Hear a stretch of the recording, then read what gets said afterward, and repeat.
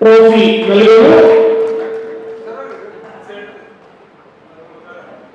രണ്ടുപേരും ട്രോഫി പിടിക്കണം. അതിനുശേഷം നിങ്ങൾ ഫോട്ടോ എടുക്കണം.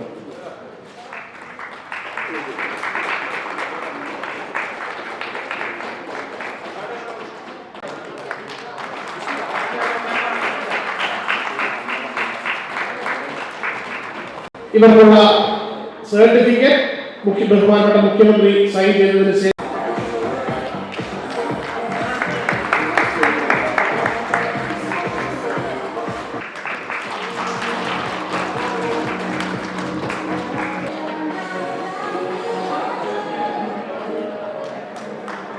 CM മെഗാ ക്വിസ് പ്രോഗ്രാമിന്റെ സമാപന വേളയിലാണ് നിൽക്കുന്നത്. ഇത്രയും കുട്ടികൾ സമ്മാനം ഏറ്റുവാങ്ങാൻ ഇവിടെ എത്തിയുള്ളത് തന്നെ വളരെ സന്തോഷമാണ്. നമ്മൾ അടുത്ത മാസം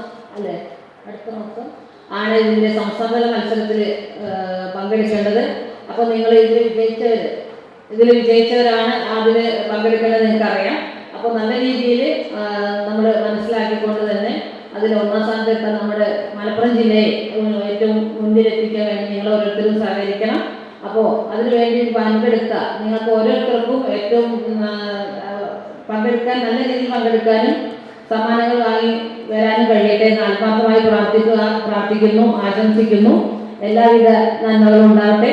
പൊതുവിദ്യാഭ്യാസം, ഉന്നത വിദ്യാഭ്യാസം, ഇൻഫർമേഷൻ ആൻഡ് പബ്ലിക് റിലേഷൻസ് എന്നീ വകുപ്പുകളുടെ സഹകരണത്തോടെ നടത്തിയ മത്സരത്തിന് മലപ്പുറം മേൽമുറി മാദിൻ അക്കാദമിയാണ് വേദിയായത്. ജില്ലാ മത്സരത്തിൽ സ്കൂൾ കോളേജ് തലങ്ങളിൽ നിന്നും 108 ടീമുകളിലായി 206ഓളം വിദ്യാർത്ഥികൾ മത്സരിച്ചു.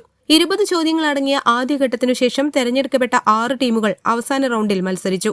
ജില്ലാതല മത്സരത്തിൽ വിജയികളായ 3 ടീമുകൾ വീതം ഫെബ്രുവരി 3-ാം വാരം നടക്കുന്ന chief ministers mega quiz grand ഫിനാലെയിൽ മത്സരിക്കും. സ്കൂൾ തല ഫൈനൽ മത്സരത്തിൽ 1-ാം സ്ഥാനം നേടുന്നവർക്ക് 5 ലക്ഷം രൂപയും 2-ാം സ്ഥാനക്കാർക്ക് 3 ലക്ഷം രൂപയും 3-ാം സ്ഥാനക്കാർക്ക് 2 ലക്ഷം രൂപയുമാണ് സമ്മാന തുകയായി ലഭിക്കുക. കോളേജ് തല മത്സര വിജയികൾക്ക് 1-ാം സമ്മാനമായി 3 ലക്ഷം രൂപയും 2-ാം സമ്മാനമായി 2 ലക്ഷം രൂപയും 3-ാം സമ്മാനമായി 1 ലക്ഷം രൂപയും നൽകും. Malappuram government college principal doctor Zainul Abid Kotta അധ്യക്ഷത വഹിച്ചു. ജില്ലാ information officer K Muhammad, information and public relations വകുപ്പിലെ assistant editor MS Amit, Thiruvalla Marthoma college assistant professor KM Vishnu Namboothiri, Madin academy academic coordinator Naufal Kodur, information and public relations വകുപ്പ് അസിസ്റ്റന്റ് എഡിറ്റർ IR പ്രസാദ് തുടങ്ങിയവർ പങ്കെടുത്തു.